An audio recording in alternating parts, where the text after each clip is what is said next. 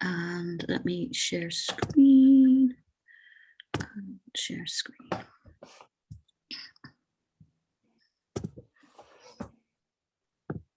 And slideshow from beginning. Can everybody see that, or someone just say yes?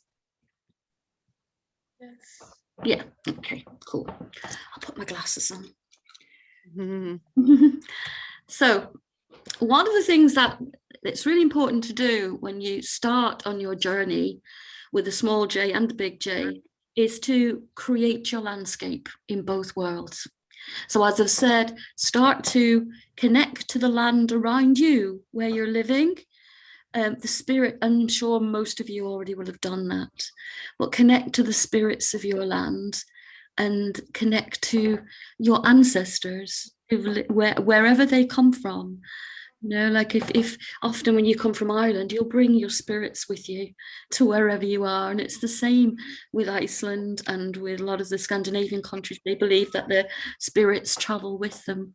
So we're starting to create our landscape in both worlds. And one of those things is whenever we do a journey, which I'm hoping you'll start to journey yourself, you will take something with you to the other world and bring something back with you from that other world and manifest it into this world. So say, for example, if you journey to the other world and you're given a stone or a crystal or a feather, then when you come back to Midgard, you will find that feather, you'll find that stone. What kind of stone was it? If it had a rune.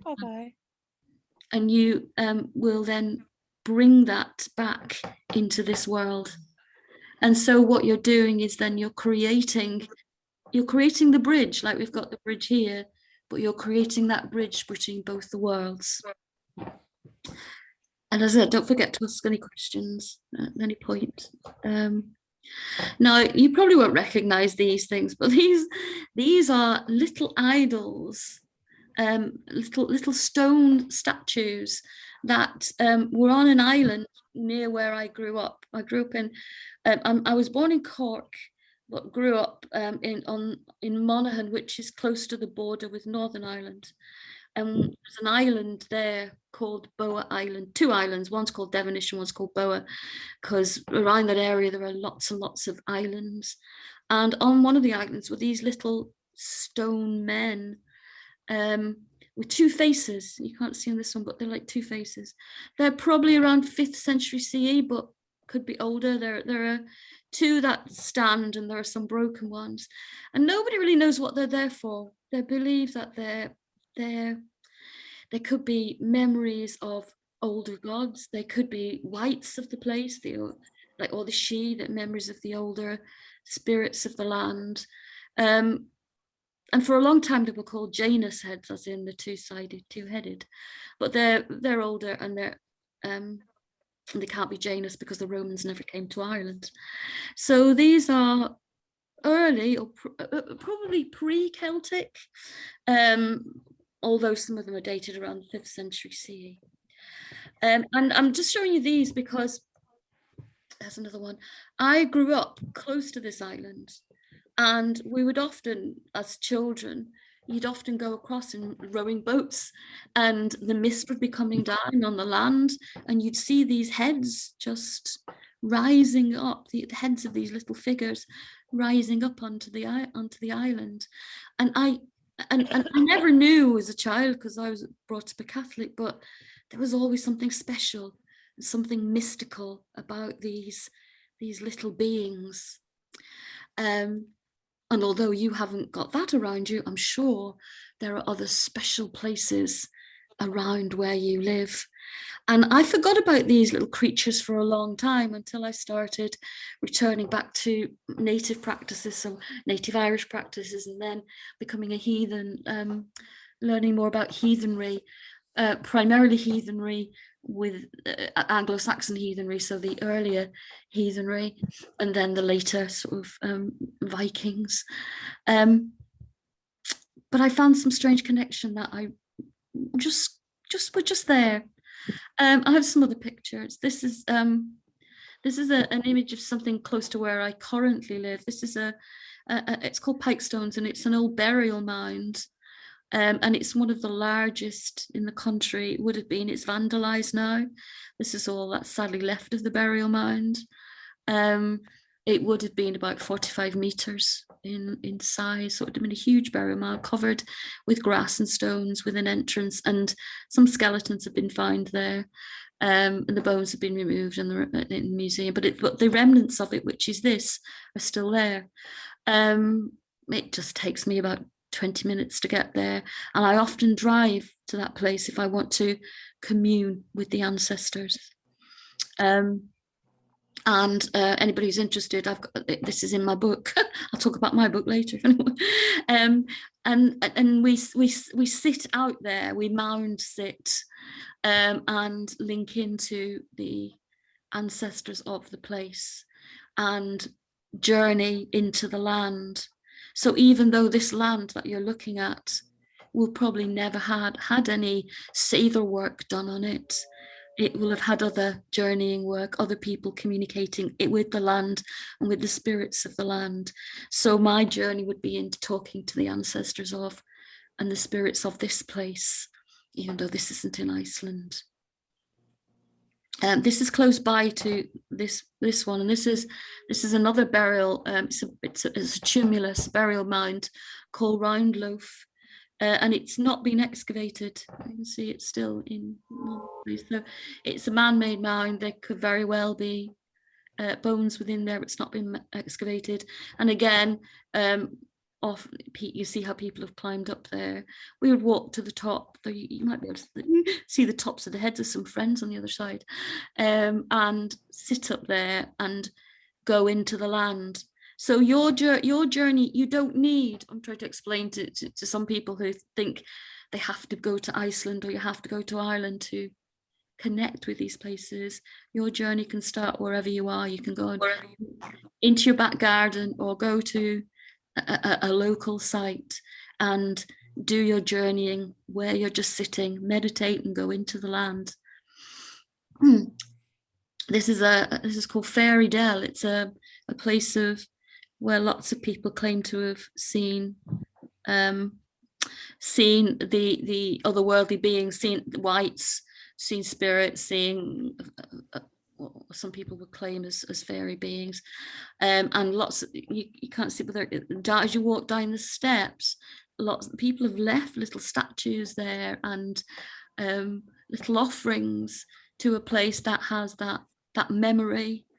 I mean, it's really just a piece of water not far from an urban town with an aqueduct over, but it has a special magical place and a magical energy that lots of people have obviously connected to. And I often see that's not meant to be any being, but I often see a little face there and a being within that photograph. So this, yes, it's known as Healy Dell is the name of the place. And I put the black and white picture up because, I mean, I have some of myself, but this is Stephen Browse, and this is Bochen Circle in County Donegal, which again is not far from where I grew up. And it would be interesting because I went to a convent school and the nuns would take us on retreat to a place called Loch Derg. And as we would go on retreat, they'd often stop at stone circles and walk around, and you think, why are you showing us stone circles? And in later years, I thought, why are you showing me stone circles when they're so obviously not Catholic and not Christian? But this picture shows very exactly one of the things that I use to connect into the land, which is looking for the faces. You can see a face in this stone here, you can see a face in this stone here, and a grumpy face in this stone here. I look for faces in stones. I go to old castles and churches and graveyards and places and look for the faces, because the faces can be an entry point. So as going back to the water, that's a good entry point. Going back to here and here, which are places of ancestors, you can find entry points. And we've actually done some saver work here, working with the whites of the water and asking the spirits of the water to jump into stones. So we picked up a stone and we've done a journey, and they asked the white to jump into the stone and brought the stone back home with us. Again, that's an exercise that you could do.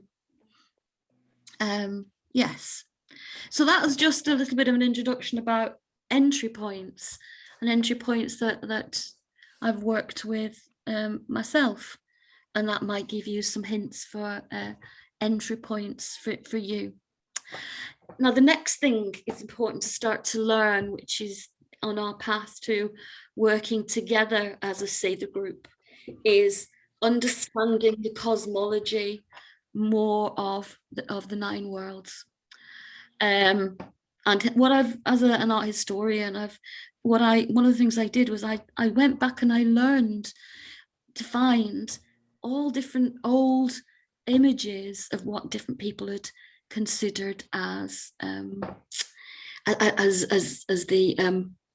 their versions of the 9 worlds, which you can do yourself, and hopefully you will do yourself. Sorry, I'm just trying to stop books falling off. Blame cats. I'm just stopping books falling off here. No, they're not. They're falling off. Okay. Right. So here we've got some early images and some images, and I'll show you the one that I started to work with myself. And I also have a poster. I managed to get a big poster of the 9 worlds, which I have on the wall upstairs, where you can sometimes look at and again visualize journey to these 9 worlds. So some of these are quite primitive ones, but they might be of interest to you. There might be one that you want to use as a starting point to develop your knowledge. Now, I know some people here will have good knowledge of the Edda, of the Elder Edda, and Snorri's Edda, and if you look in those, you will find the information about the 9 worlds, and I'm going to read some of that out to you shortly. All the information to learn about the landscape and the geography of the other world are in the Edda. So we've talked about the landscape of this world and sites around you. They don't have to be ancient sites. I mean, I'm lucky to have come from a place which has ancient sites, but I'm sure you all have ancient sites around you, but they don't have to be ancient sites. They just have to be that place where you feel that psychic connection. So it could be graveyards, gravestones, it could be old churches, anything, but where you feel that connection to help to go and sit and start to link to that land. So here, what we're doing here is we need to learn about the geography. Often I was useless at geography. I came last 1 year at school, but we're talking about the cosmology of the 9 worlds. So these are some old visualizations of what the world tree is, and here, so this is in the Poetic Edda when we first learn of the tree, and this is in Völuspá, where the Völva says, "Juttans, I remember early born, those of old who reared me. I remember 9 homes, 9 wood giantesses, the great measuring tree down in the mould." I'm not going to read the Icelandic. I can read Old English, Anglo-Saxon, but I can't read Icelandic. Although they're quite similar, I'm not going to make a fool of myself. So written in the Edda, we have 9 realms. I won't go into great detail about these because I'm assuming people will know those 9 realms. There are academics who said that possibly originally there were only 7 realms, and 2 were added later, but that's only 1 or 2 academics who said that. But I mean, we're open to any kind of scholarly research, but most people say that within Norse mythology, within our other world that we're going to journey to, there are 9 realms, and starting with Niflheim, which means mist home. And so that's the first two worlds that were created, you probably know, was Niflheim and Muspelheim, which is the coldest place and the warmest place, the hottest place. So you've got, so if you decide to go into journey to one of these, just be very careful. And it's in the northern region. So we know already that we can create our map. You can start writing your map out.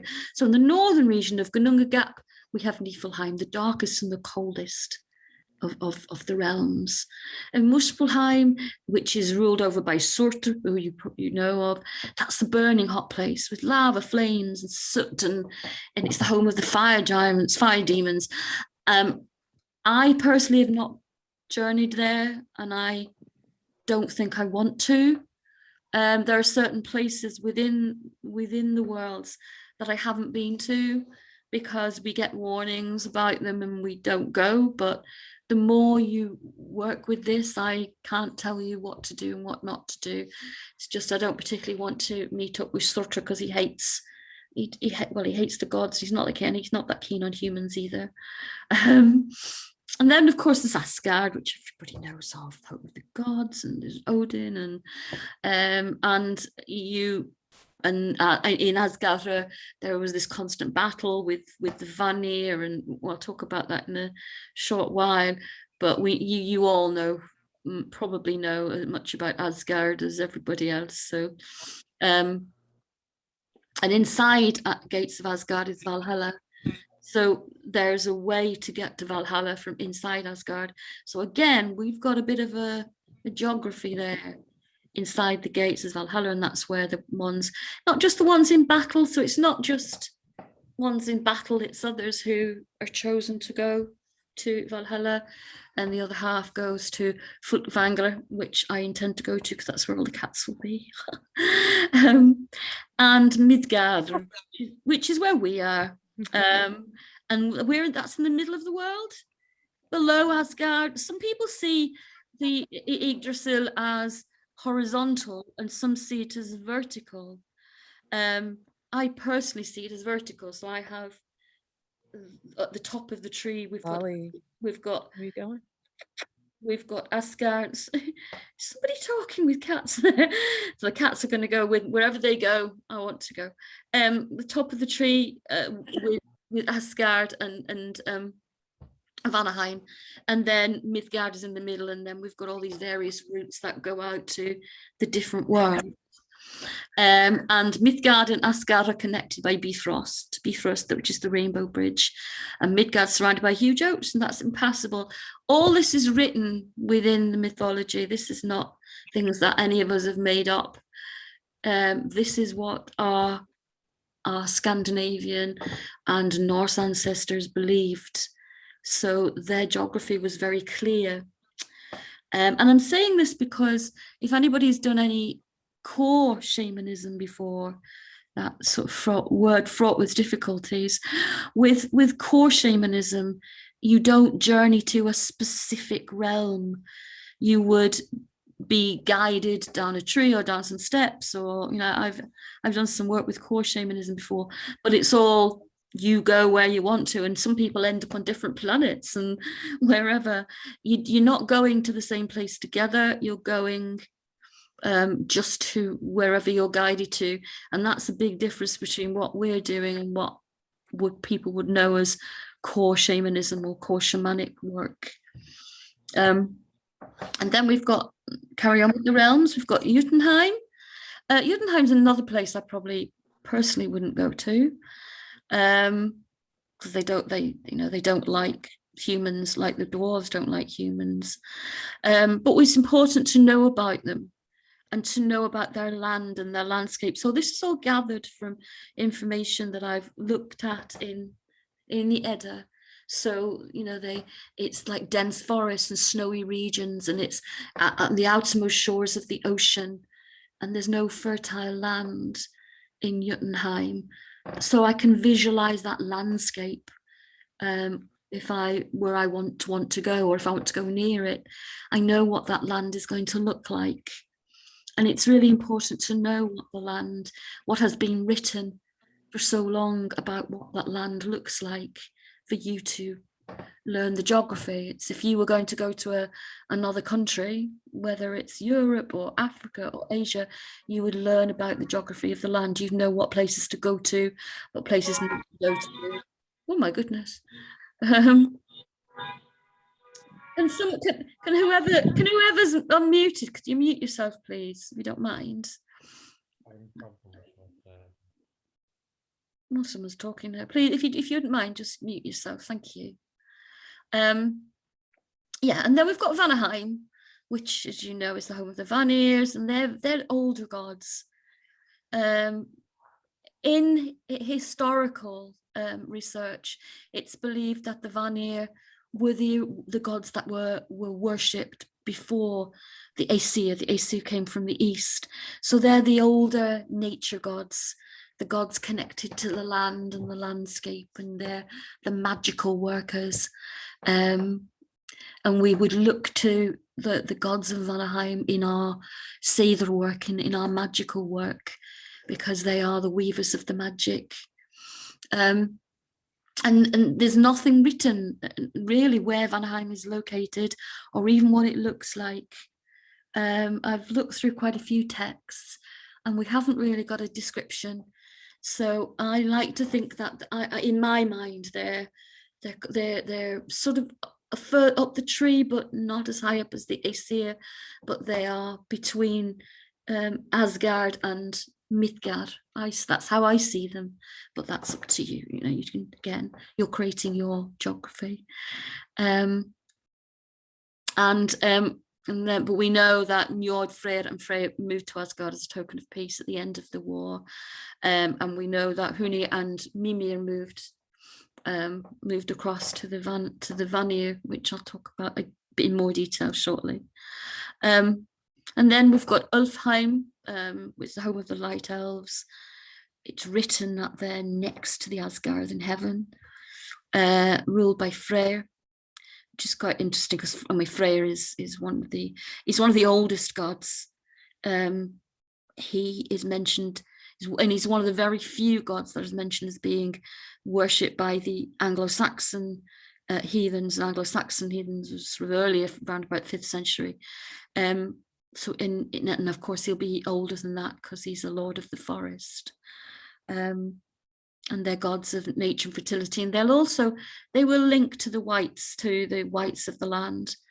You know, they have magical powers that they can help us with, or if they choose to, not to. And then Svartalfheim, in Old Norse, they have two meanings, Nidavellir or Svartalfheimr. That's the home of the dwarves. And the dwarves live under the rocks and in caves and in dark fields. And they're the jewelry makers. You probably all know the story of the Brisingamen necklace and Freya, wanting the necklace. And interestingly enough, I wrote an essay when I was doing my master's about part which included looking at the Brisingamen story, at how it was written for children. And some of the tales say that Freya went in and kissed them all and got the necklace. She went in and she married them all and got the necklace. And then some of them say that she actually went in and she just stole the necklace and ran away. So obviously stealing the Brisingamen necklace is better within some people's morals than it was that she actually went in and she shagged all the dwarves and she slept with the dwarves. But some people think let her go and steal the necklace. So yes, the home of the dwarves. Again, you can visit Svartalfheim. We did as a joint journey, but they're not hostile. They just don't want anything to do with humans, because they had if you know, in the creation of the world, they were given a bad deal, so they're not too fond of humans. Are the dwarves. And then Helheim, which is the bottom of the world where the dead go, and various others, ruled over by Hel. It'd be quite nice having a party there. We also have other places within the worlds which are at the roots of the tree and the springs, and I'll talk about those because we're going to journey down to one of those in the second part of this session. So this is quite an early image of how the cosmology was laid out. And I wanted to find a cosmology myself that I wanted to link to.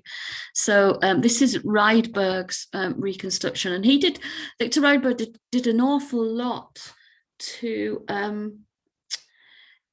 bring that knowledge of cosmology of the Norse cosmology to the ordinary person. I mean, not a lot of work had been done before that, you know. And it's quite interesting because he places 3 wells, one in the north. He has the wells Vergelmere in the north, and he has Uth's well in the south, and then in the middle he has Mimir's well. Here's South Earth's well. So he started creating this cosmology that we had the Bifrost, we had Asgard at the top, and Jotunheim and Midgard on the same level. And then as we're coming down the tree, we're branching out into these 3 different branches, and then we've got the other worlds below that. And he was one of the first people to try and reconstruct the cosmology of the other worlds,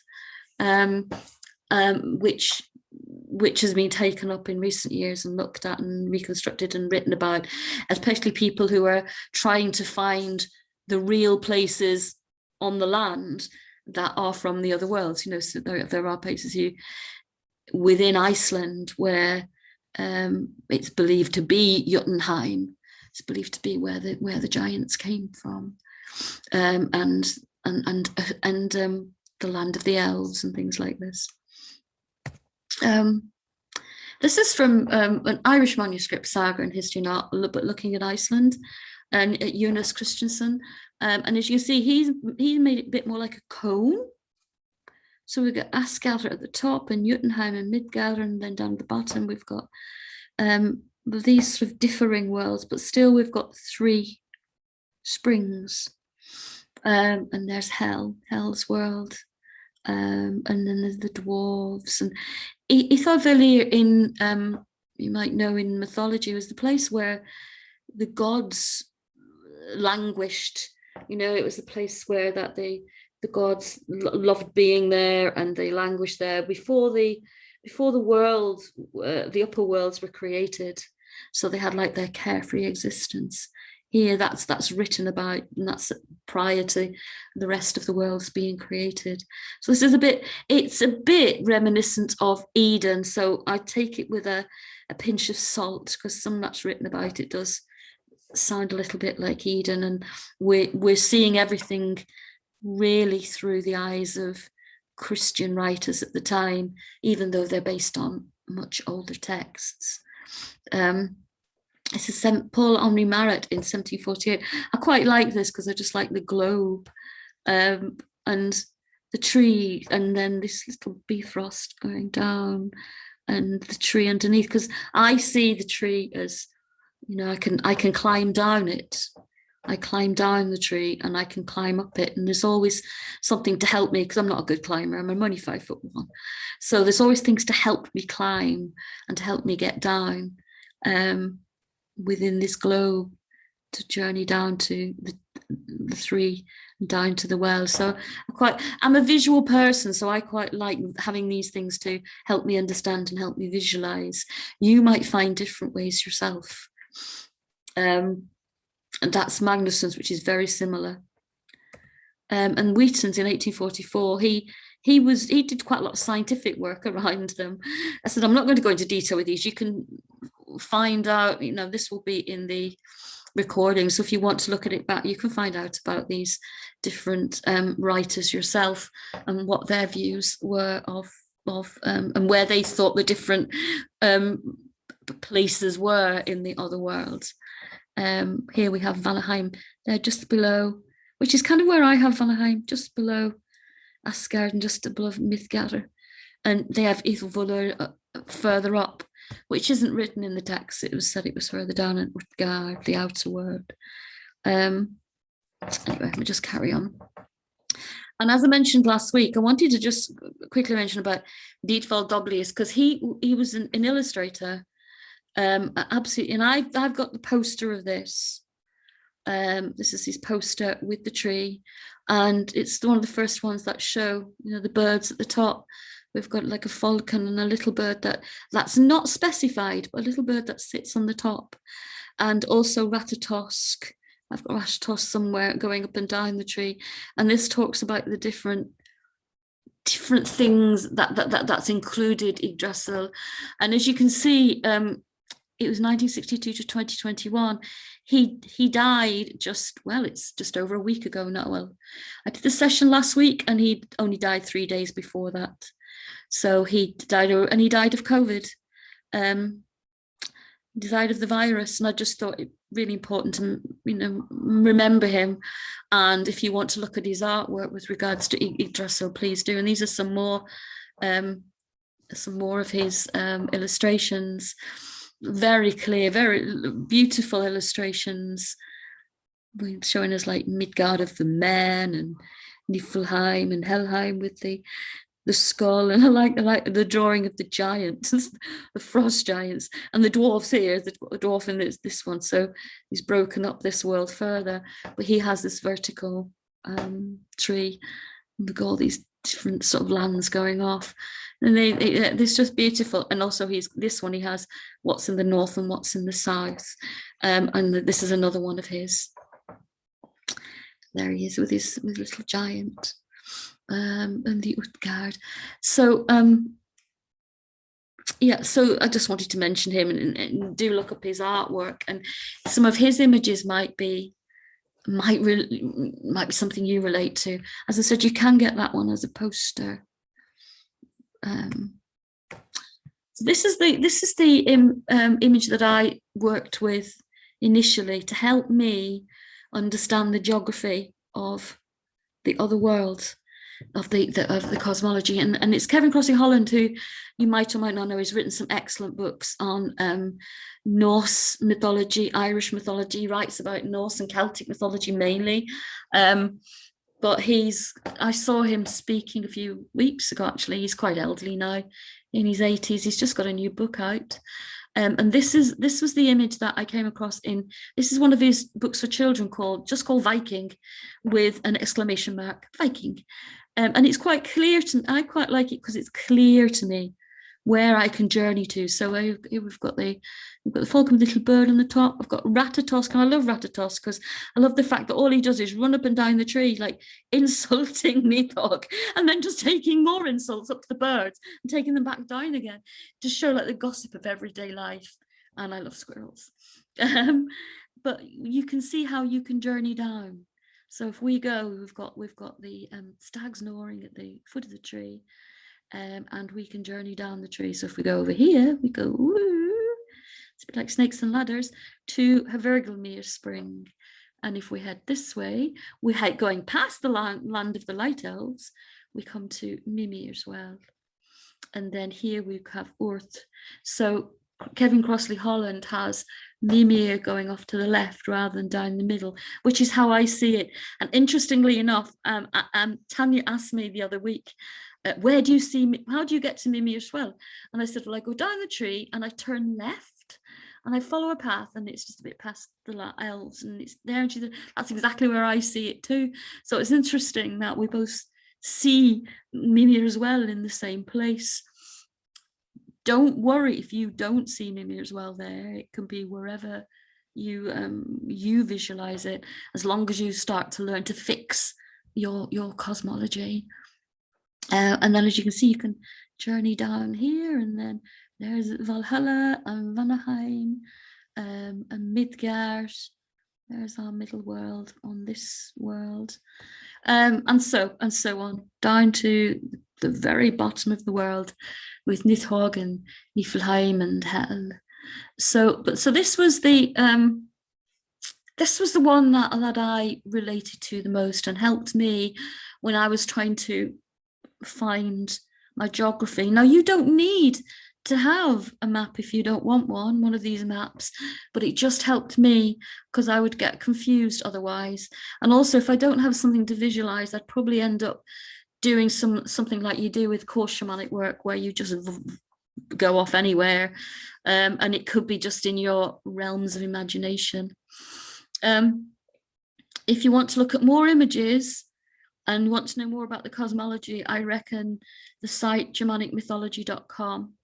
And the good thing about germanicmythology.com is that they have translations of nearly every single text to do with Norse mythology and Germanic mythology, so that includes Anglo-Saxon texts, translations from Old Norse into English, and lots of images and lots more images about the cosmology, and the understanding of beyond these worlds, like, you know, the constellations. I know if anybody's heard of Andreas Corneval has been recently doing work to do with the cosmology, that constellations that we see, and what the Norse peoples would have called them, and what they would have thought about them. And that's quite interesting too. I'm going to come back to you now. Stop share. Okay. So have we got any questions up to now? Yeah, D4W. Yeah. I don't think I pronounced his name properly, but that's his. Dietvald is right. Doblius. Andreas Corneval, Korneval. He is Danish. He's living in the UK. I attended a talk they was giving yesterday on runes and witchcraft and the cosmology. And he teaches runes and reaches the course. So you'll find, if you just Google him, he has a website and he has a really interesting blog about that, his theories on the different constellations, what they would be known as, like a Freya's chariot and all those. Really exciting. I don't suppose you've got the excellent Yggdrasil you showed earlier from somewhere that you could link. Which one, Teresa? Oh, good morning, Elva. Thank you for coming. So, oh dear. Yeah, Korneval, Corneval. Well, this bit's been recorded, Elva. Just the bit about I've just been talking about, so you can play that back. And I just did a bit of a blurb at the beginning, so don't worry. I know it's I know it's quite a bit. I bet Vicky hasn't got out of bed to do it. No, it's no. Well, thank you for coming all the way from Australia, 5 o'clock in the morning. Yeah, that's it, Andreas Corneval. Yeah, and he's excellent. He's and the thing with Andreas, he's an environmentalist and ecologist, and has been working around the world planting trees and helping to fund plantings of trees. So he's sort of like, he walks his talk. No, he's not a brosatru. He's not a gung-ho Viking who just wants to raise mead horns. He has the knowledge and he shares the knowledge, and he works with lots of native people. So not just with people from the different Norse countries. He's working with lots of native people. And I will post, there's a Facebook group for people who are interested in the ecology work that he's doing along with other native peoples. If anybody's interested, I will post that later. You might be interested. I'll put that down. I can't remember the name of it at the moment. Brosatru, yeah. That's what we call them, the Brosatru Brigade. But he talks, and there are many others. There's not just him. I would recommend, sometimes we're quite scathing of them, like Runic John. I would recommend John. You see me posting things from John. He walks the walk, and as Tanya said, he's a true Seidr worker, even though he doesn't live in Iceland. He is a true Seidr worker. It's that commitment to the land and commitment to your practice is just as important. Like many other native peoples, they're very committed to working with the land, and we should be too, really. So that was just I hope you understood what I was trying to do there, was showing you some of the places that I personally have connected to here to help me in my early journey and my current journey, and also places, geographies of the other world. And I'm sure you've all got the Edda, Snorri's Edda and the Poetic Edda. And if you look in the Poetic Edda, you have the whole discussion of the 9 worlds, and the discussion of the hearts, the who gnaw at the tree, and the different names of various beings. Sorry about this, I'm getting old. And more description of the tree. We've got the whole description in Grimnir's sayings, but in also others, you know, like the cool waves and the cheerful powers, and Odin's hall, and you know, that's all in Grimnir's sayings. So you've got, I've just given you the outline of the other worlds, but these books, which are like our, some say like our Bibles, because they, I know, but these two, particularly the different translations. If you haven't got a Caroline Larrington's translation of the Poetic Edda, please do get it, because that's the best translation you could have. I will put, if you've not got Caroline Larrington's, I will. Yeah, Caroline Larrington.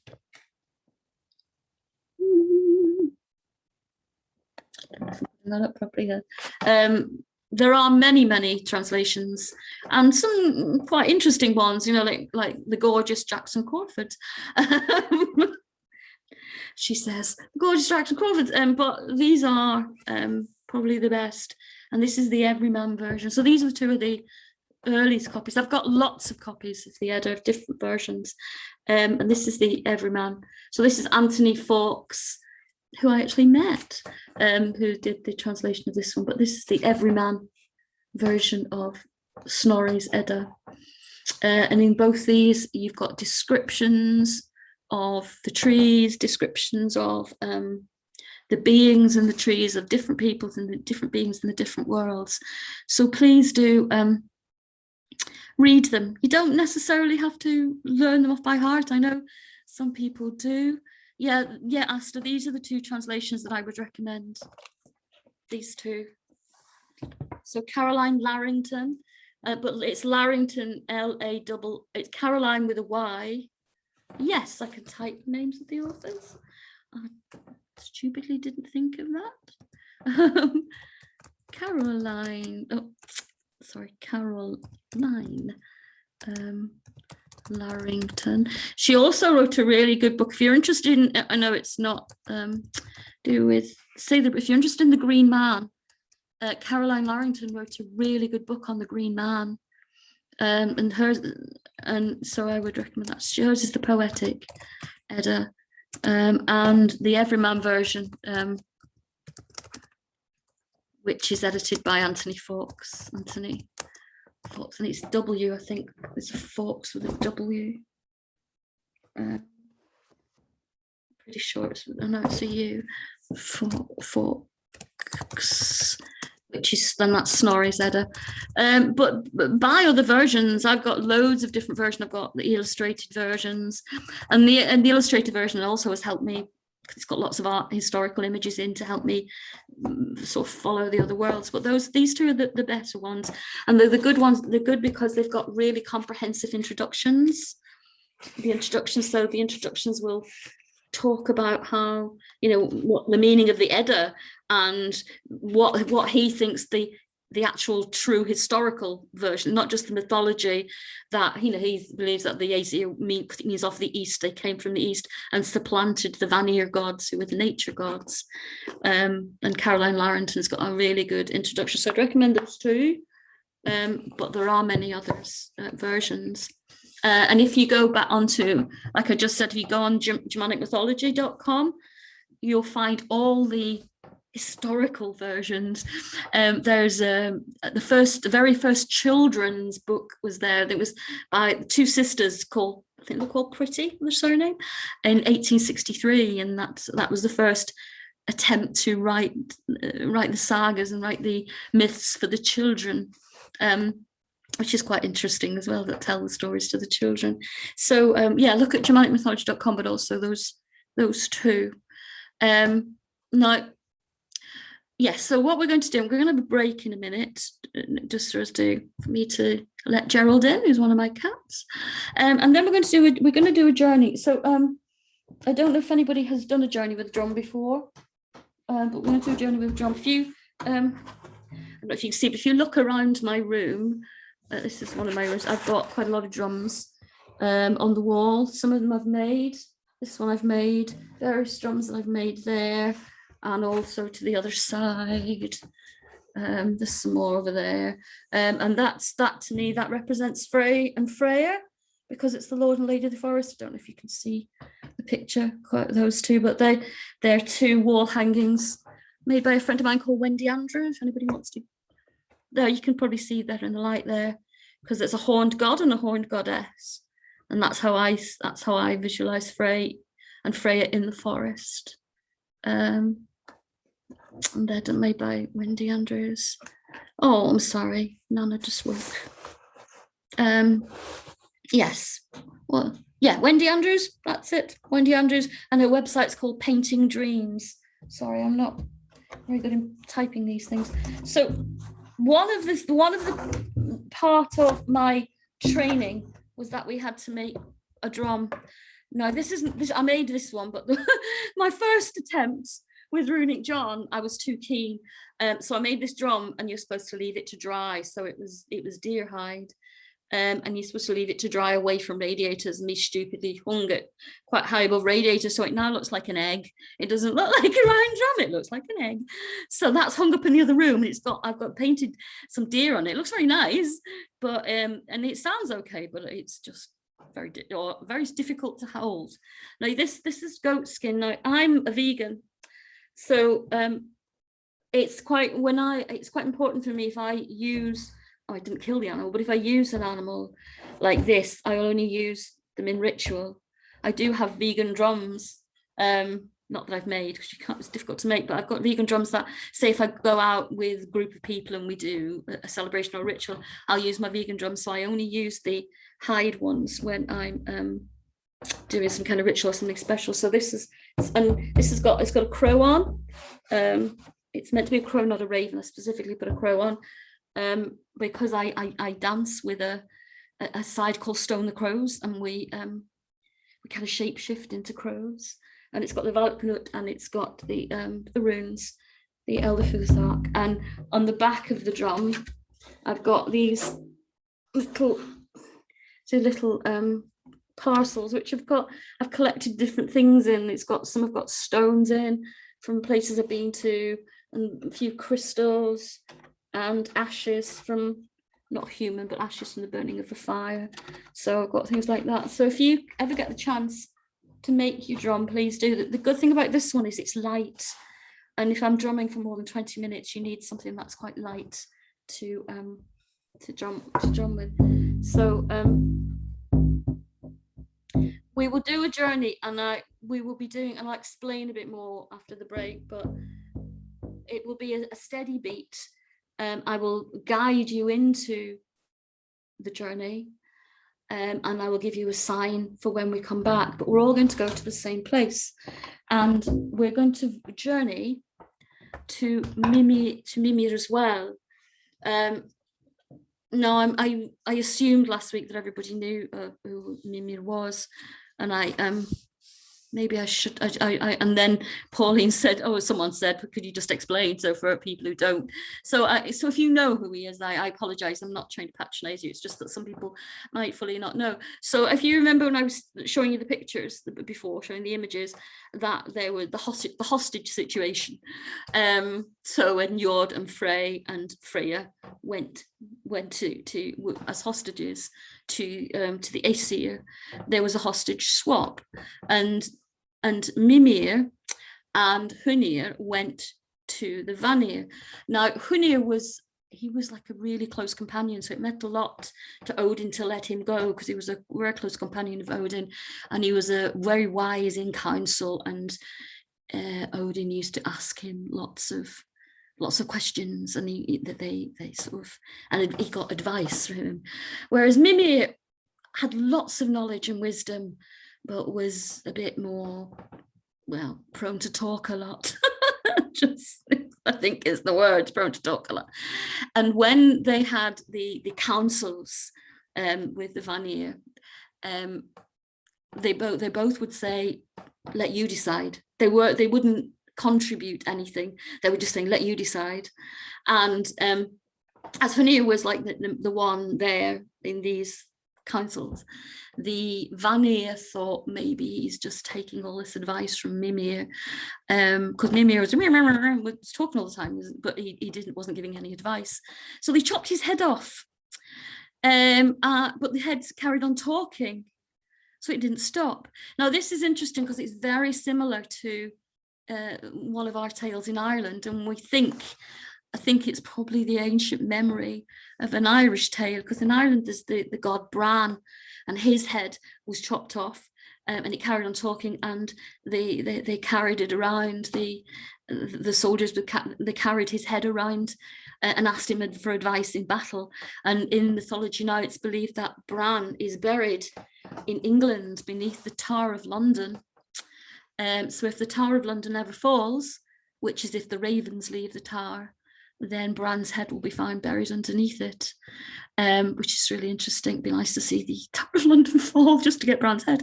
But there's a similar story. Well, yeah, just let Tower of London fall anyway. But there's a similar story with Mimir's head. So they chopped his head off and they sent him back because he kept talking after had his head chopped off, because they thought that would stop it. They just sent him back because he carried on talking. So they sent him back to the Aesir, who weren't really sure what to do with him. But eventually they placed him in this well, where he gives out knowledge and inspiration, and answers questions about knowledge and inspiration. And just before Ragnarok, Odin went and sat by the well and asked for inspiration from Mimir what should happen, and then it was the end of the worlds. So yes. So that was so that's kind of like pretty much the story of Mimir as well.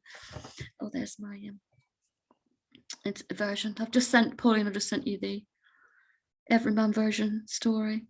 I don't know why I just sent it to you, but I have. If you can share it for everyone, right? So we're going to do a journey, and we're going to go together to Mimir as well. So I'm going to guide you to the tree and down the tree, and once you've gone down the tree, you're going to find your journey. You're going to journey yourself to Mimir as well. See what you see on the way. It asks for some knowledge and inspiration while you're there. We're going to come back. I'm going to ask you to keep your eyes closed when we've come back so you can recall the story, and then you're going to write it down. And then if you want to share or have any questions at the end, then you can. I hope everybody kind of understands that. As I've said, this is my tree. And there inside, there he is. Ooh, there's Mimir. There's Mimir's head in the tree. There's the rest of the tree. I got this on a market stall and I just love it. It's just fun whenever, because I do lots of workshops at like pagan moots, who just think I'm completely bonkers because, a lot of the pagan moots are Wiccans, and they think, what should you do to sit with this tree? But I love it. I love my tree, and I love the Norns, the foot of the tree. It's great. It's produced by Wisdom of Odin.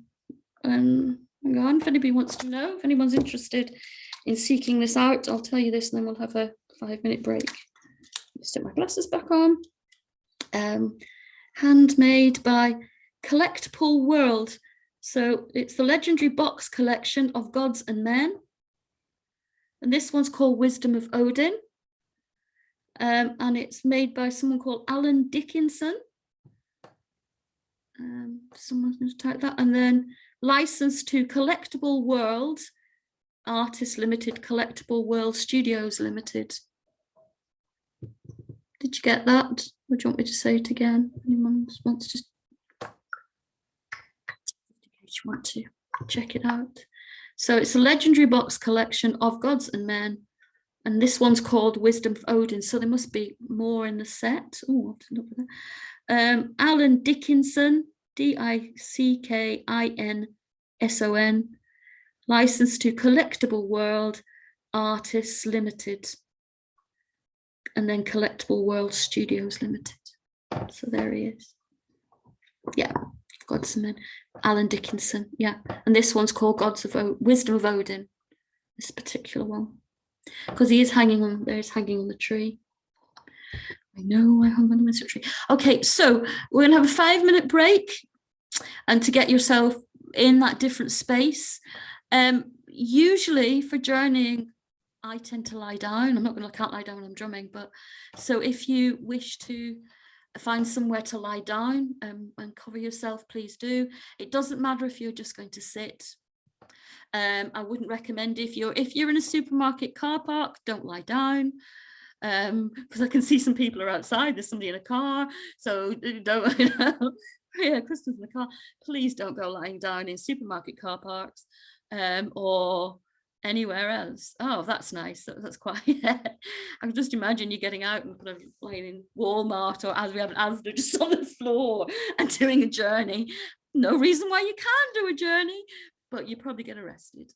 So I wouldn't recommend it. So we're going to have a 5-minute break now. It's 15:15, so we'll come back at 20:00. Yeah, it's 8:15 here, so whatever 15:15 it is wherever you are. It was 15:15. That's which is 15 minutes past. Some people don't understand what 15:15 is. Sorry, 15 minutes past the hour, and we'll come back again at about 20 minutes past the hour. Right, I'm just going to let a cat in, so I'll see you soon.